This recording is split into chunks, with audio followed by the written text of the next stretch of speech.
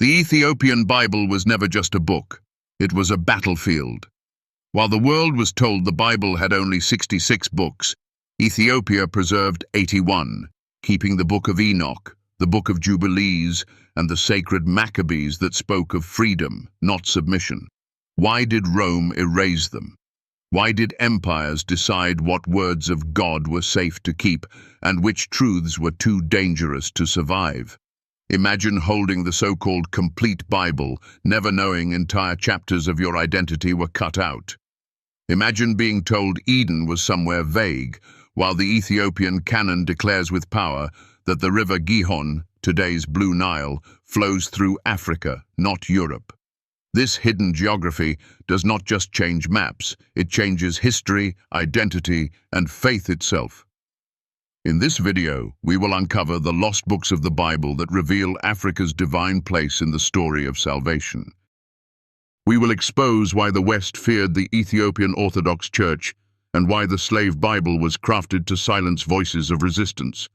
And we will confront the whitewashed image of Jesus that turned a radical liberator into a tool of empire. Ask yourself, what if the Bible you read was censored to control you? What if entire scrolls were cut so you would never rise against oppression? Comment your thoughts below. Do you believe these hidden books should be restored to the canon? Let your voice be heard. Stay with me, because what you are about to discover will shake your perception of Christianity, challenge centuries of theology, and heal the buried memory of a people who were never cursed, but chosen. Like this video, subscribe, and share it, because the truth that was once hidden in Ethiopia is ready to rise again.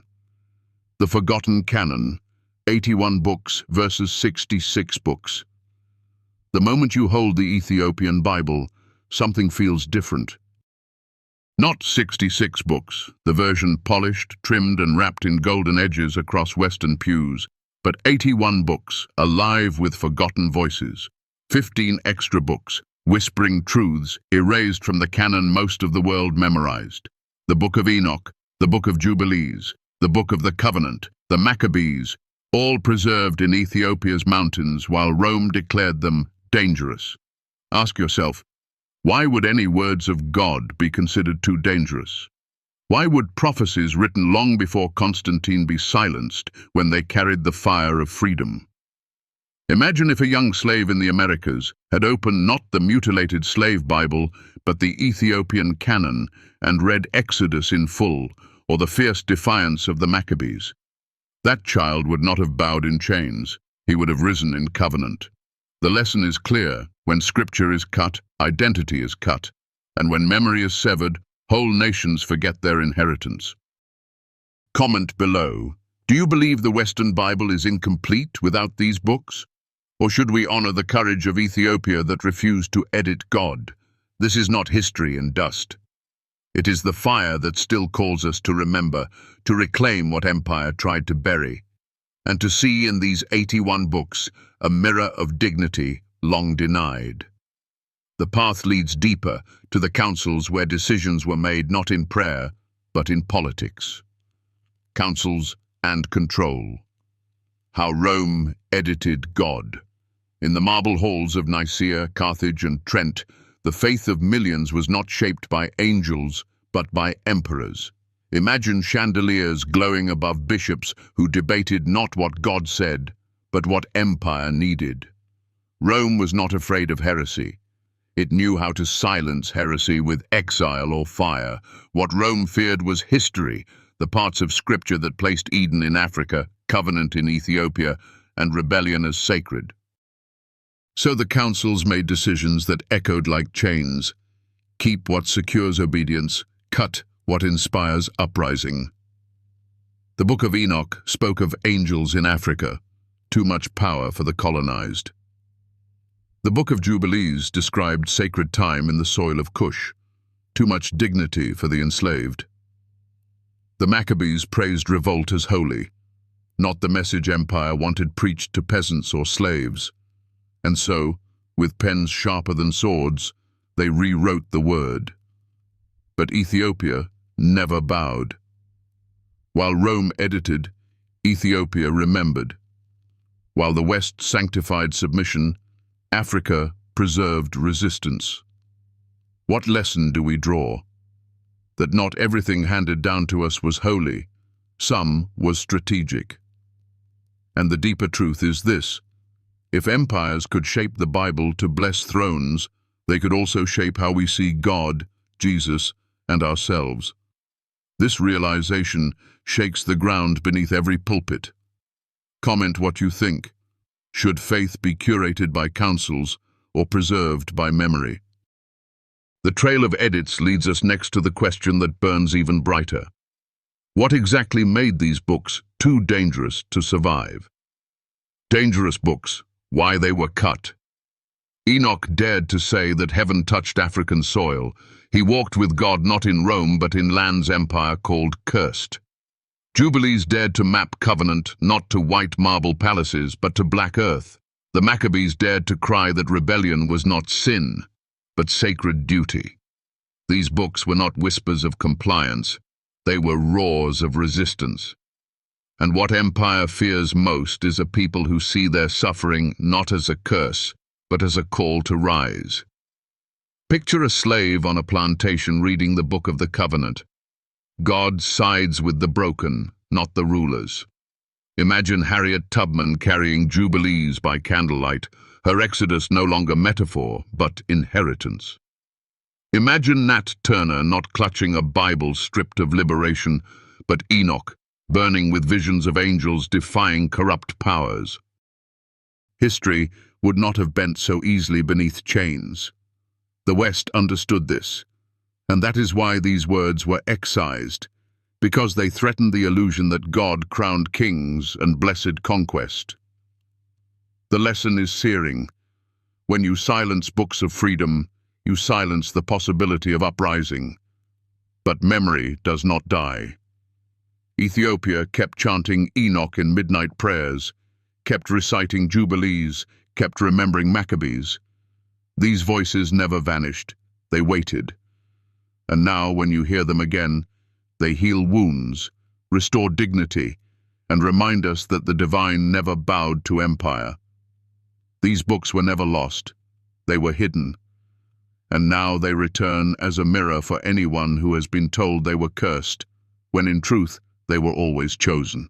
Comment your thoughts. Should these dangerous books be read again in churches today? The answer leads us into the very heart of why empire feared Ethiopia, and why rediscovering these texts may be the greatest act of liberation in our time. The Slave Bible, the Gospel as a gag. When the Slave Bible was handed to men and women in chains, it looked holy, but it was hollow. Entire rivers of freedom had been drained from its pages. 90% of the Old Testament erased, Exodus removed, Psalms of defiance silenced, Revelation muted into ashes. What was left? Verses teaching submission, obedience, silence. Imagine kneeling in a wooden chapel on a plantation, your back scarred from the lash, and the preacher opens a Bible that tells you nothing of Moses breaking chains, nothing of God thundering against oppressors. Instead, it whispers only, "Obey your masters." That was not gospel. That was a gag. Yet even in those dark nights, memory resisted.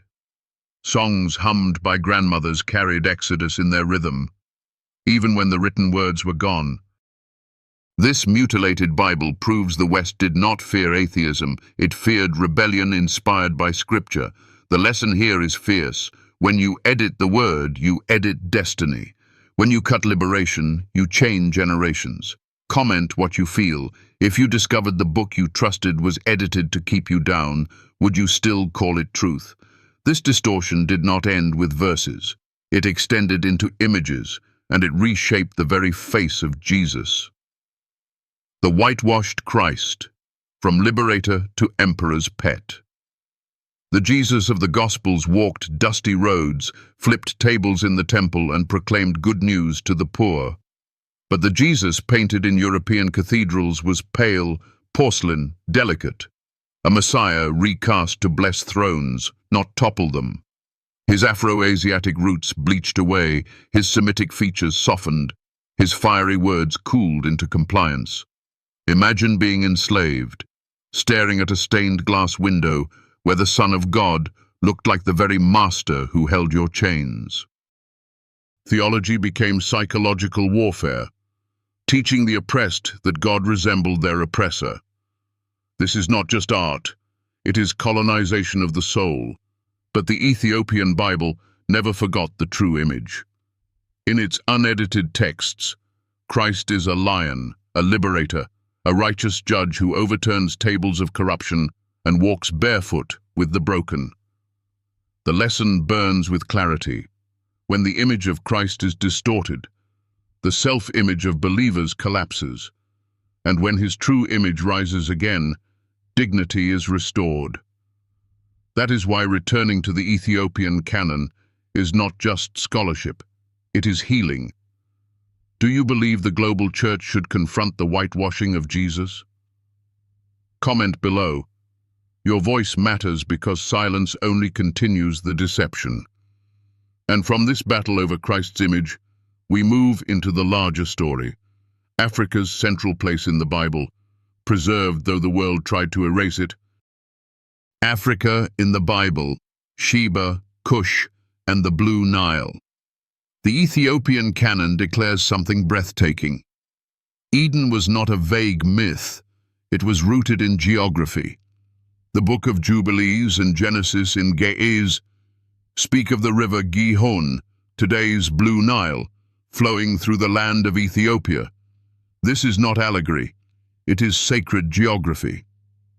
The Queen of Sheba was not a minor footnote, but a challenger to Solomon, bringing wisdom, not begging for it. The people of Cush were not outsiders, but bloodline bearers of covenant. These stories proclaim that Africa was never cursed. Africa was chosen. Imagine if black children in America opened their Bible and read that the first breath of God filled black lungs, that Eden flowed through their ancestors' homeland.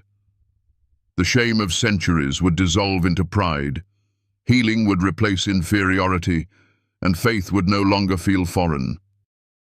The West erased these truths by calling Ethiopia symbolic, Cush spiritualized, the Nile metaphor.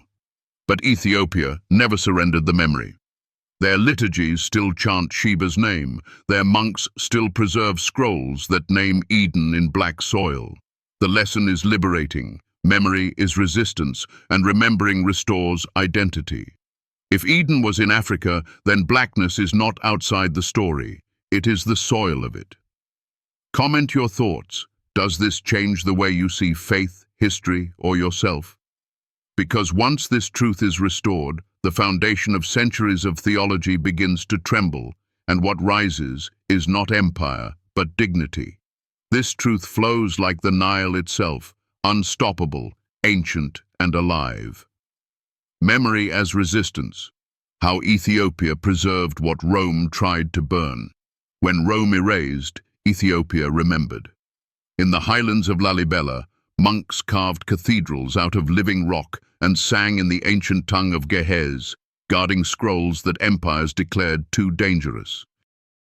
Imagine midnight liturgies echoing through stone chambers, chants of Enoch and Jubilees rising while Europe crowned kings and built cathedrals. These chants were not just rituals, they were acts of defiance. Every verse preserved in Ethiopia was a declaration, "You cannot erase us." This is the power of memory. When pages burn, songs remain. When borders shift, rivers still flow. Think of enslaved people in America denied exodus, but humming freedom songs in rhythm with drums, their melodies carrying memory empire could not silence. The lesson here is fierce and healing. Memory is stronger than fire. Comment what you think. Do you believe oral memory and living tradition can preserve truth, even when books are banned? The survival of these texts shows us that no system, no council, No empire can truly bury what God has breathed.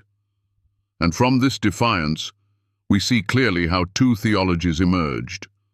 One built on empire, the other built on memory. Theological clash. Rome's system versus Ethiopia's memory. Rome's theology was forged in councils, codified in creeds, enforced by cathedrals. It valued order, hierarchy, obedience. But Ethiopia's theology was woven through exile, story, and song. It asked not, "What doctrine do we believe?" but, "Whose memory are we protecting?" Rome crowned emperors with divine right. Ethiopia crowned prophets with sacred continuity. Rome erased the Maccabees because their wars of resistance threatened kings. Ethiopia kept them because they proved God's sides with the oppressed. Rome turned Jesus into an image of silence. Ethiopia preserved him as a liberator, a lion who overturned tables and terrified the establishment. The clash is not abstract, it is lived. Imagine a peasant in Rome being told salvation is obedience to empire, while a villager in Ethiopia sings that God walks among the exiled. Which vision brings life? Which vision heals? The lesson is simple but revolutionary. True faith does not serve thrones. It serves memory, community, and justice. Comment below. Should Christianity return to its Ethiopian roots of memory instead of Rome's system of control? This question shakes more than history. It challenges how we live faith today. And from this clash, we step into the urgent present. Why this matters now more than ever. Modern implications. Why this still matters today. This is not just about dusty manuscripts. It is about identity, dignity, and the way millions see themselves every Sunday. If Eden truly flowed from the Blue Nile, then Africa is not cursed. It is chosen.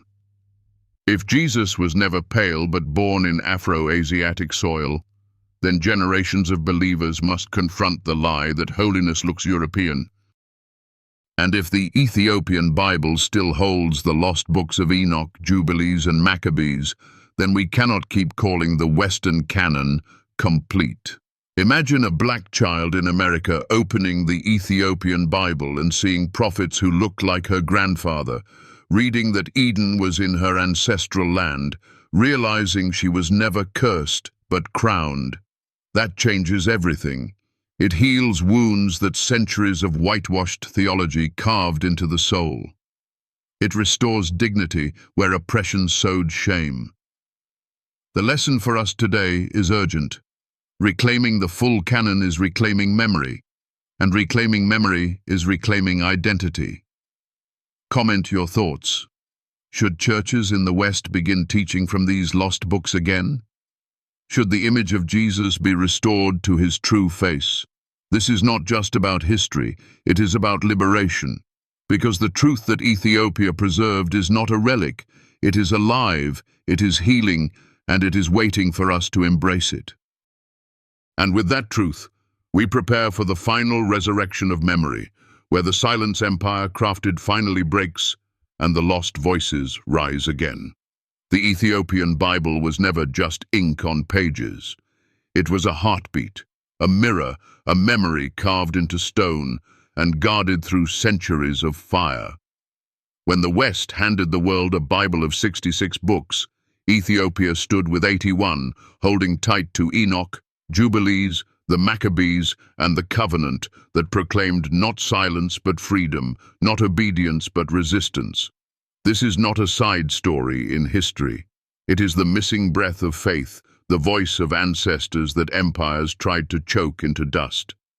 Imagine opening the book of Enoch under candlelight and seeing visions not of kings on marble thrones, but of angels descending onto African soil, a reminder that God's covenant was never confined to Rome, but flowed through the rivers of Cush.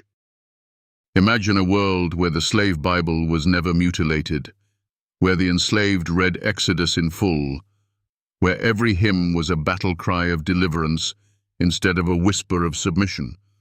Would history itself have bent in another direction? Comment what you believe. Do you think these erased books could have changed the destiny of entire nations? The truth is this: when verses were cut, identity was cut. When Jesus was painted porcelain and pale, the oppressed were taught to see holiness in the face of their oppressor. And when Eden was relocated from the Blue Nile to safer myths, Africa was stripped of her sacred beginning, but Ethiopia never forgot. In monasteries carved into mountains, monks still chant Enoch in Ge'ez. In their liturgies, the Queen of Sheba is still honored not as a convert, but as a teacher of kings. In their scrolls, the river Gihon still flows from Eden into the heart of Ethiopia. This is not nostalgia, it is resurrection. The lost books of the Bible, the hidden truth of the Ethiopian canon, the forgotten story of blackness in Scripture, they rise again, calling us not just to believe harder, but to remember deeper. Close your eyes and picture it. A child today, maybe in America, maybe in Africa, opening the Ethiopian Bible for the first time. She sees names that sound like her grandparents', places that match her own homeland. She reads that Eden's rivers still flow in Africa, that prophets carried her features, that Christ was not an emperor's puppet but a lion walking with the oppressed. And suddenly, faith is no longer foreign. It is home. This is the healing power of truth. This is why memory matters. And this is why the West feared Ethiopia's 81 books. Because once people see themselves in God's story, they can never again believe they were cursed. They will know they were always chosen. The lesson reaches us today.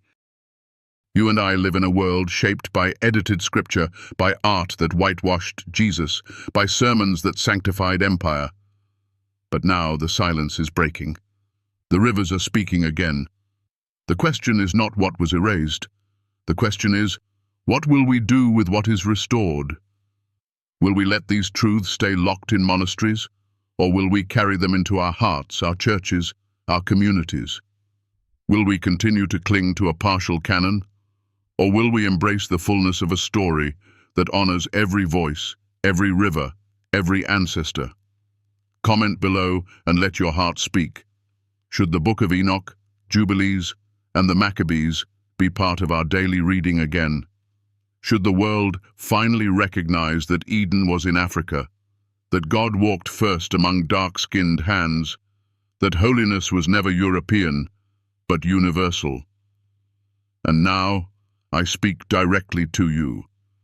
If you feel something stirring inside, if you feel your soul remembering what was nearly erased, hold on to that.